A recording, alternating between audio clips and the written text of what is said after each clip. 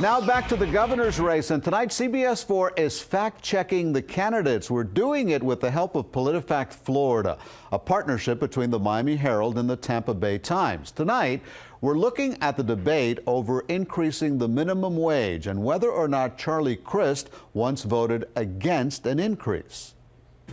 Raising the minimum wage is an issue that sharply divides Charlie Crist and Rick Scott. You deserve to have a governor who will fight for you, fight for raising the minimum wage. The CBO says 500,000 jobs will be lost if Charlie gets his minimum wage increase. Currently, the minimum wage in Florida is $7.93 an hour.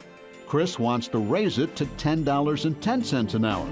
Scott is against it and accuses Crist of flip-flopping on the issue, saying Crist was once against raising the minimum wage and is now for it. He voted against minimum wage when he was in the Senate. He didn't think it was the right thing to do, so he voted against it. So, did Charlie Crist vote against the minimum wage when he was in the state Senate? Sergio Bustos of PolitiFact says the minimum wage never even came up for a vote when Crist was in the Senate. There had never been a vote while he was a legislator.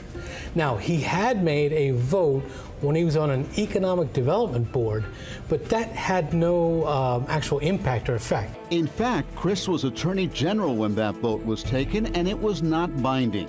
For that reason, Rick Scott's statement that Charlie Crist voted against the minimum wage when he was in the Senate is false.